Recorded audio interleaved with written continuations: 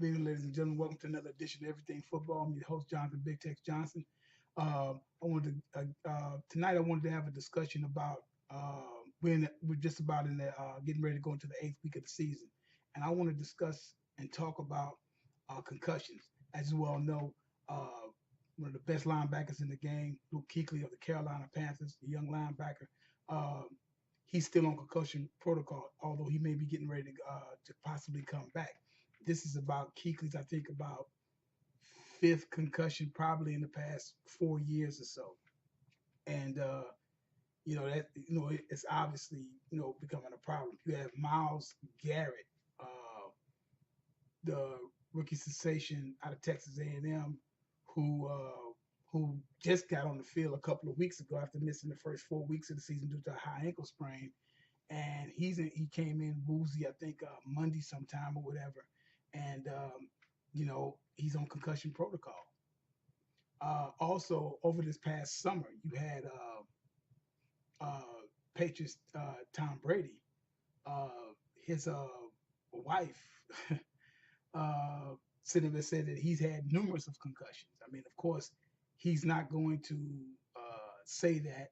Of course, the Patriots not going to say that. They just say it was no record.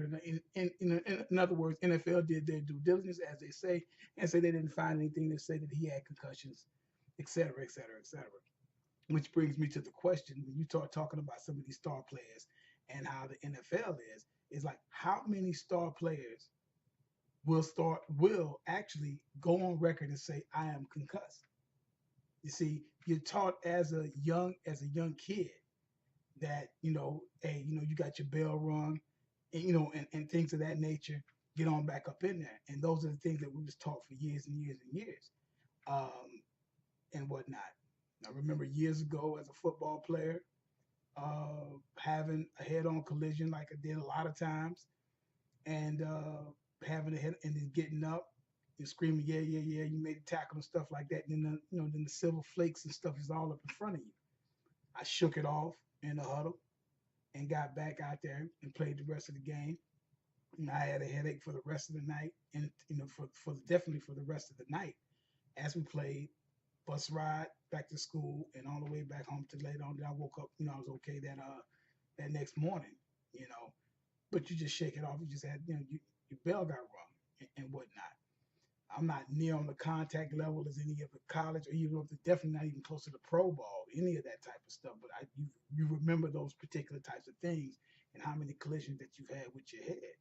Um, but you're taught to get back out there and go play. You know what I'm saying? That's what you're taught to. You're taught to do those particular things. That's what part of being that gridiron warrior is all about. But you have to wonder also with the concussion protocol, how many more times can Carolina really afford for Luke Kuechly to come out and miss games? What happens if, because I personally think Tom Brady has been concussed quite a few times when you think about it. But do you honestly think that the Pats or even the NFL for that matter can really go without him not being in the game? Any of your let's say, especially your quote unquote elite quarterbacks, do you honestly think behind that not very good of a line that Aaron Rodgers have taken a beating? Them guys getting that huddle and stuff like that. He may say what he has to say to them guys or whatever, and y'all just give me a second, let me get it together and shake the cobwebs out. I guarantee that he's taking some shots. Brady is taking some serious shots this year already. You follow? So you have to think about what would the NFL be like. You think? Do you honestly think that guys, whether it's like Brady, whether it's Drew Brees, whether it's any elite quarterback, any elite type of player at the top of their position, is going to sit up there and just as a player alone, they're going to shake it off and say, no, can't do that. No, I'm going to get back out there. They try to take the guy's helmet and stuff like that. If it isn't anything that's really crazy, what's to make you think that a doctor won't just okay that for the player and say, yeah, you got to get back out there? Because you just think about it. What if somebody like Brady has to miss 2 or 3 weeks, 2 or 3 weeks for a concussion protocol? What happened if somebody like from Drew Brees? What if some players like any of the higher echelon type quarterbacks, even down to the running backs or any of the star wide receivers and stuff, where it's pivotal for their presence to be on their field for to help that team win. Ben Roethlisberger, guys like that. I know a guy like Ben Roethlisberger, as tough as he is, I know this guy's been. I know this guy's been concussed several times. You know it. He has. He's gotten his bell rung and gotten happened to. Oh, he passed the protocol. How do you actually know that he actually truly did pass the protocol? And could the Steelers afford for him not to be on the field? Could the Pats afford for Brady not to be on the field? Breeze, Aaron Rodgers, you got whether it's Cam Newtons and stuff like that, these big shot quarterbacks, even down to some of the echelon running backs and everything like that. Yeah, you already see what's going on with Ezekiel Elliott with the whole issues going on with him in his case. What they trying to do the prolong thing? What happened if it comes down to a concussion? It comes down to your star players and being concussed and can't get on the field and they're your best players. Do you think they're going to really tell you that I'm doing good? So I honestly think a lot of guys are hiding the fact that they're hurt, and they're going to continue to do so. And the team is going to look the other way because they need him on the field. So it wouldn't surprise me at all for somebody like Tom Brady to have been concussed and for the Patriots to sweep it under the rug. I mean, that's just how the Patriots, what they do, run a tight ship and everything like that. And a lot of them guys who sit back and left and told on Belichick and this, that, and all this other kind of stuff, it's whatever. But that's what kind of ship that they run over there. It's their business what they do over there. Whether it's right or wrong or indifferent, that's not what I'm talking about. My thing of it is saying that these guys are going to still hide the fact that they concussed. Star wide receivers, tight ends, whoever it may be, defensive tackles, offensive linemen, the tops in their games and stuff like that. Them guys bang heads all the time. And them guys are not going to come off that field. They're not going to do it, and they're going to hide that. And the team will allow it because their team needs them in that position. So you have to look at it from that perspective there. It's like, what's going to really happen? Is it, what is it, what is it really, what would they really do? What would the NFL do if they really came down to a point of like, yo, this guy's got to miss time no matter what? And you start losing some of your star players due to concussion protocol, and they missed 2 or 3 games. That might be the telltale sign. That might be the difference between them getting a bye, missing the playoffs, getting a wild card, or whatever the case may be, or winning their division to get home field advantage. You follow? So, it becomes that way.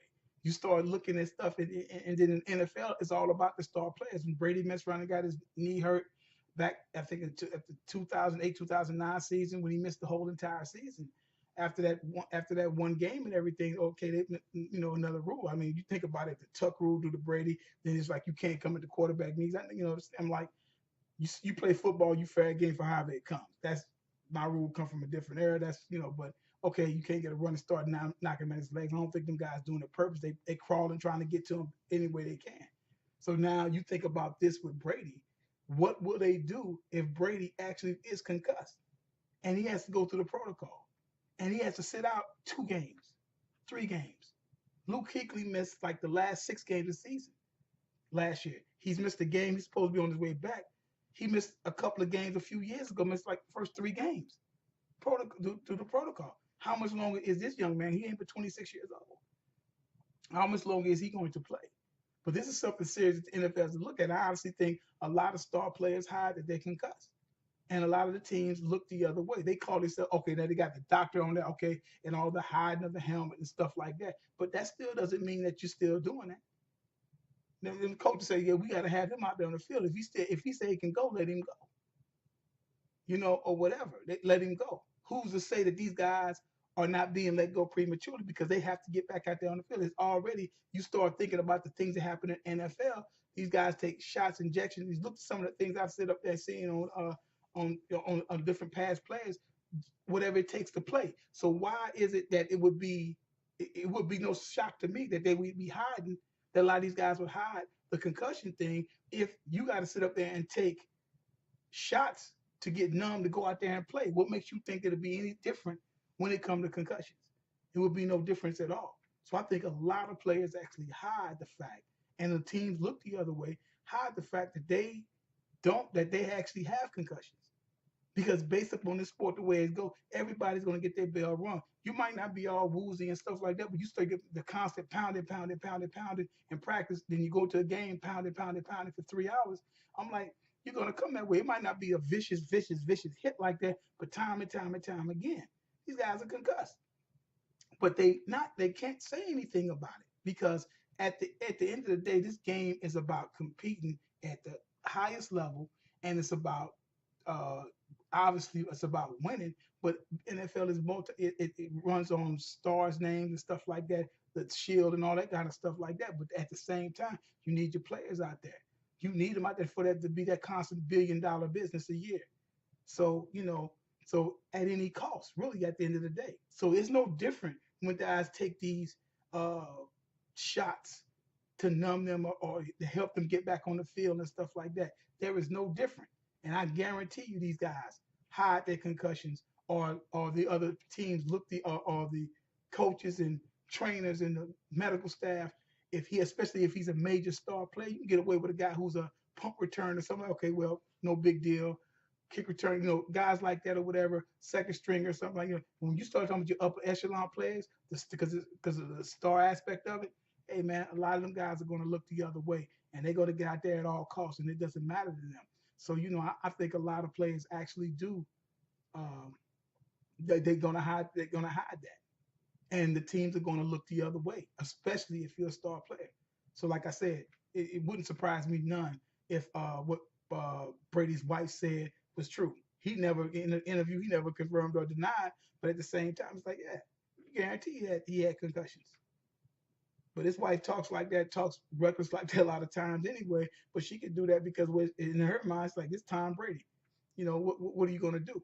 So that's the card that she plays. So but I honestly believe there's a lot of them players. So a lot of them players, they're going to make sure them guys get back on the field because there's so much money involved in that sport, in that for that team, in the business, protecting shield, all that stuff that they'll say.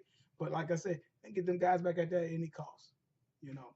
So that's just something I want to say. I'm gonna be doing a lot more things on, dealing with CT. Like I keep saying about Ron Mix, I'm gonna probably finally do that story tomorrow. But yeah, but that about the effects, and you go on and look at some of the things the front line, the X49 linebacker Chris Bolden, why he quit after 1 year.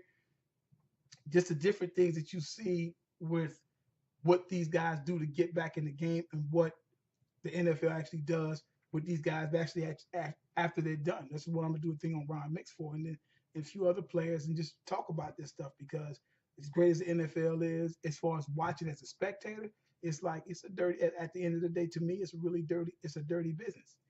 As much pageantry comes with the game and stuff like that. Like Jim Brown said, you can love the game, but it won't love you back. And that shield is only concerned about the shield at the end of the day. So I tell young men to get all the money they possibly can get, but it's a price that you're gonna have to pay. So but thank you for checking it out. You can check me out at Twitter, everything football 62, Uncut Man 62, and check me out on YouTube, everything 62. Subscribe, leave a comment, start some conversation, and we'll be back tomorrow. All right, thanks. Have a good one.